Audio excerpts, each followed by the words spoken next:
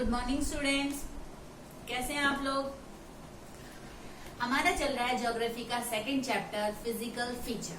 ठीक है, physical feature में अभी तक मैंने आपको क्या क्या पढ़ाया। सबसे पहले मैंने पढ़ाया आपको इंट्रोडक्शन में टेक्टोनिक प्लेट्स। ठीक है, उसके बाद फॉर्मेशन ऑफ लैंड मास, कैसे हमारा इंडिया का जो लैंड है वो बना, कैसे प्लेट्स के मूवमेंट से। उसके बाद मैंने आपको पढ़ाया हिमालय रीजन कैसे बना। ठीक है, दोनों प्लेट की मूवमेंट हुई, मूवमेंट से हिमालयस बना। हिमालयस के बाद मैंने आपको पढ़ाया नॉर्दर्न प्लेन कैसे बना। हिमालय से जो रिवर थी वो डिपोजिट करके लेके आए और उन्होंने नॉर्दर्न प्लेन बनाया।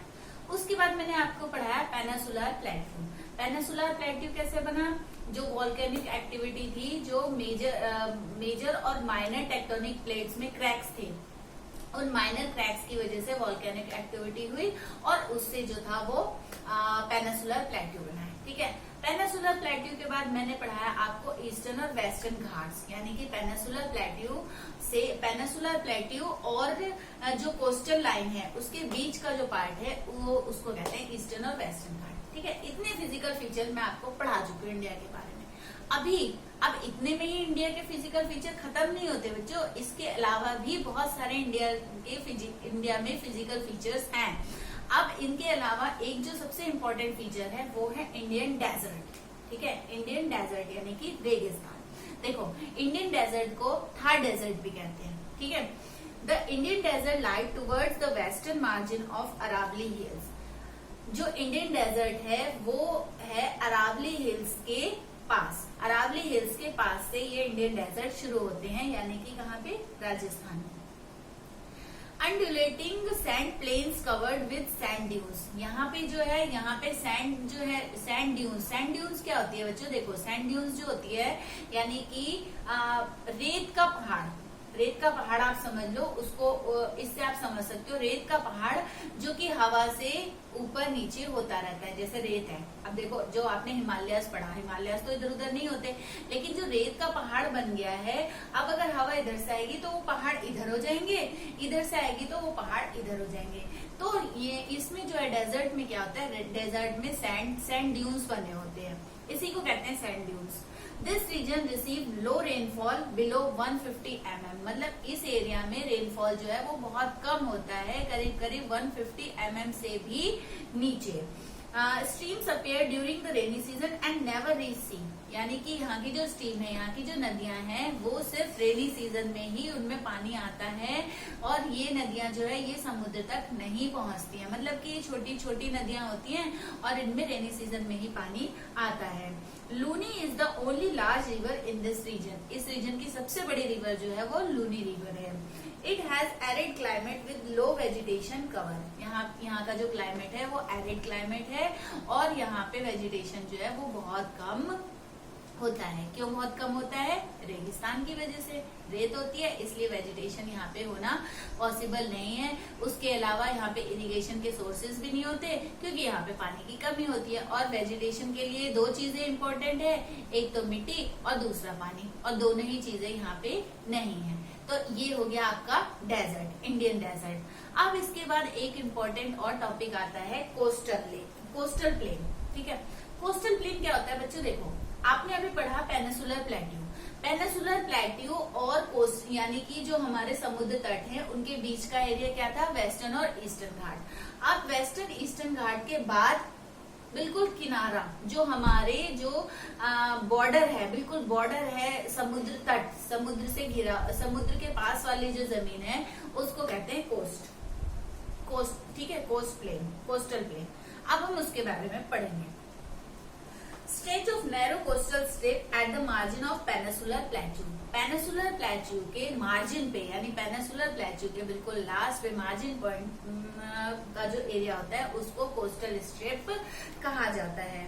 These strip run along the Arabian Sea on the west and Bay of Bengal on the east. ये जो कोस्टल एरिया है, ये जो कोस्टल लाइन है, ये क्या है, ये वेस्ट में तो अरेबियन सी में मिलती है और ईस्ट में ये कहाँ मिलती है, बे ऑफ बंगाल में। अभी आपने पढ़ा था वेस्टर्न और ईस्टर्न घाट्स, वैसे ही वेस्ट में ये जो कोस्टल लाइन है ये मिलता है अरेबियन सी से, और ईस्ट में ये मिलता है बे ऑफ बंगाल से। अब देखो वेस्टर्न कोस्ट और ईस्टर्न कोस्ट, जैसे ये वेस्टर्न घाट और ईस्टर्न घाट हमारे थे, वैसे ही वेस्टर्न कोस्ट और ईस्टर्न कोस्ट है। ठीक है, इससे थोड़ा सा आपको याद रहेगा। आप देखो कहाँ कहाँ ये हैं, इसके बारे में मैं थोड़ा सा आपको डिफरेंशिएट करके बताती हूँ, क्योंकि ये बच्चों देखो एग्जाम में भी क्वेश्चन आता है कि differentiate the western and eastern coast. तो इसको डिफरेंशिएट करके समझते हैं तो ज्यादा अच्छे से समझ में आएगा। देखो वेस्टर्न कोस्ट क्या है, it is narrow plain sandwich between the western Ghat and the Arabian सी।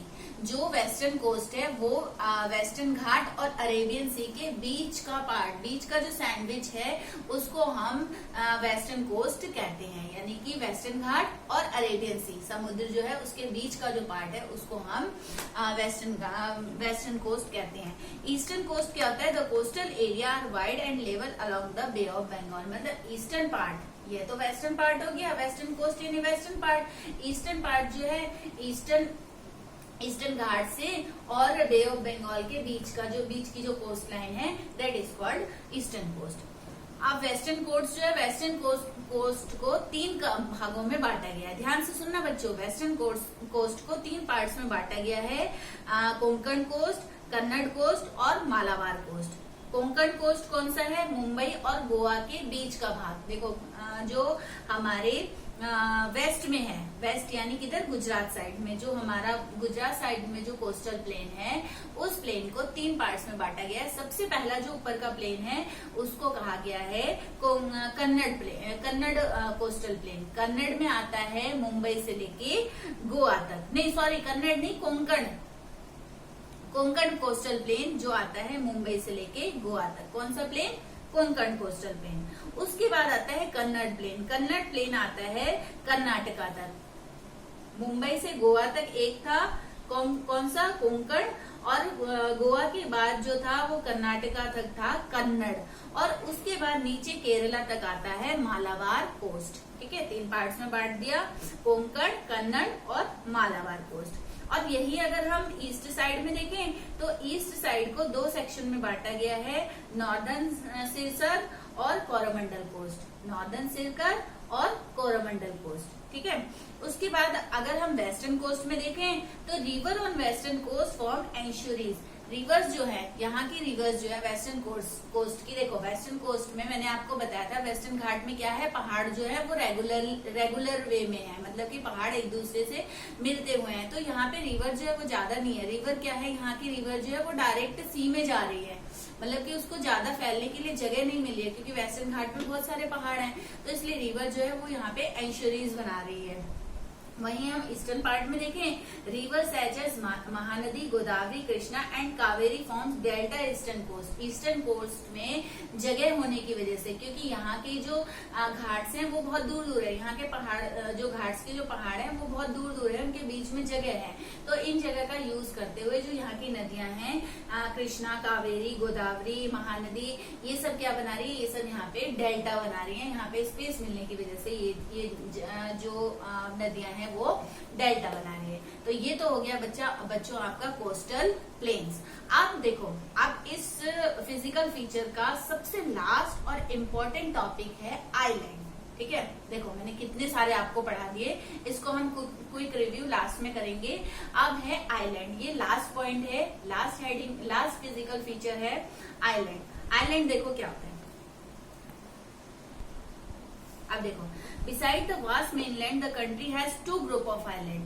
अभी तो ये मेनलैंड का आपने सारा पढ़ लिया, जितना भी पढ़ा ये मेनलैंड का था। इन मेनलैंड के अलावा जो इंडिया है उसके 2 और आइलैंड हैं, 2 ग्रुप हैं आइलैंड के। वो कौन कौन से हैं, लक्षद्वीप आइलैंड और दूसरा अंडमान निकोबार। देखो ये चीज हमेशा ध्यान रखना, लक्षद्वीप आइलैंड कहाँ पे है, अरेबियन सी में, और अंडमान निकोबार आइलैंड कहाँ है, बे ऑफ बंगाल में। ये चीज ध्यान रखना।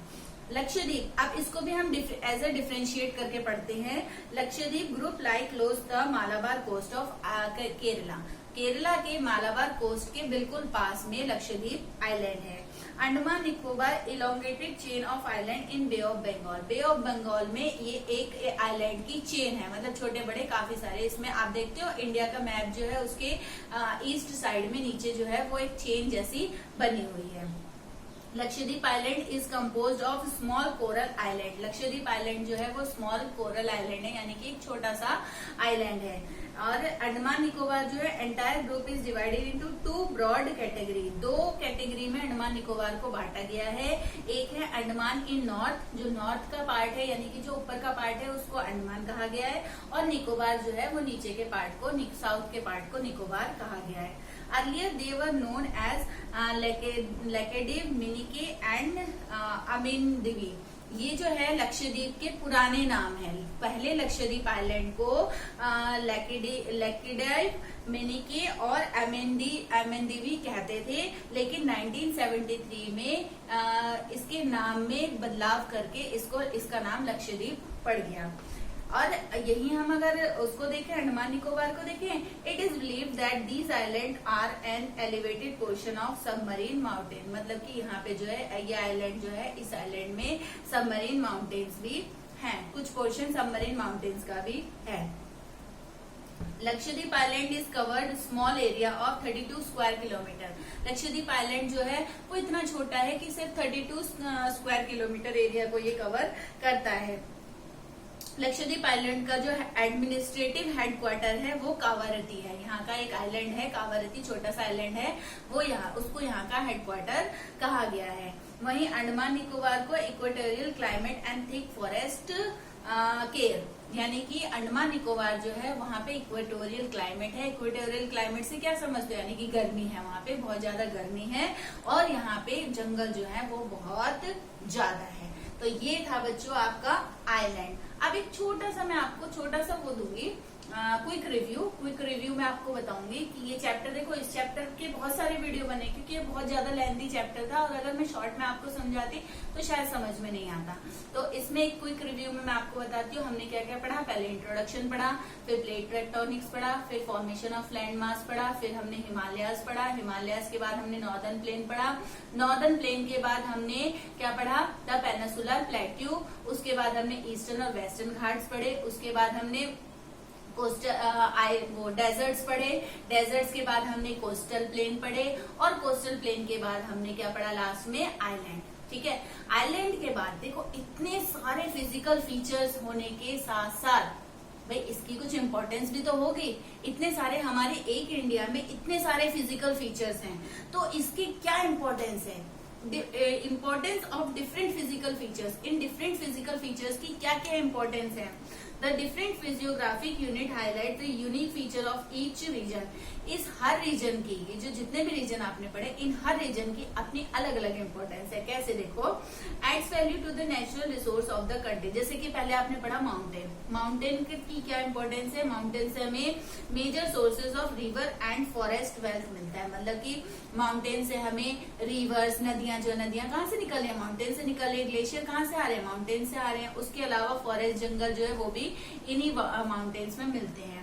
उसके बाद प्लेन्स हमने पढ़ा, नॉर्दर्न प्लेन, नॉर्दर्न प्लेन से हमें क्या मिलती है, ग्रेनरीज मिलती है, यानी कि जितनी भी हमारे खाने पीने की चीजें हैं, फूड ग्रेन्स हैं, वो सब हमें कहाँ से मिलती हैं, वो सब हमें नॉर्दर्न प्लेन से मिलती है। उसके बाद था प्लेट्यू। प्लेट्यू देखो, प्लेट्यू में अब आप कहोगे भाई अनाज तो उगा रहे नॉर्दर्न प्लेन वाले, लेकिन वो प्लेट्यू तक कैसे जा रहा है भाई। एक साइड में कई देश ऐसे हैं जहाँ पे सिर्फ एक ही चीज मिलती है, लेकिन हमारे देश में, हमारा अकेला देश ऐसा है जहाँ पे हमें सब कुछ मिल रहा है। तो प्लेट्यू में क्या हो रहा है, प्लेट्यू जो है वो स्टोर हाउस है मिनरल का। जितने भी मिनरल्स है, आयरन, स्टील, देख रहे हो जितने भी माइंस हैं, सारे माइंस जो है वो प्लेट्यू में है। तो प्लेट्यू से मिनरल्स जो है वो नॉर्थ एरिया में आते हैं, और नॉर्थ से एग्रीकल्चर और खाने पीने की चीजें जो है वो प्लेट्यूज में जाती है। इसके बाद है coastal region and island provide site for fishing and sea port activities. जो हमारे कोस्टल एरियाज हैं, जो हमारे आइलैंड है, वो क्या करते हैं, वो हमें फिशिंग और सी पोर्ट, यानी कि हमारे देश से सामान जो है वो एक दूसरे देशों तक कैसे जाएगा, कैसे इंपोर्ट एक्सपोर्ट होगा, उसके लिए हमें इन सी पोर्ट्स की जरूरत होती है। तो ये सारे सारी चीजें, ये सारा बच्चों देखो, ये सारे फीचर्स जो हैं, ये सारे फीचर्स हमारे अकेले देश में हैं और इन्हीं फीचर्स की वजह से हमारा देश जो है एक डाइवर्स कंट्री है।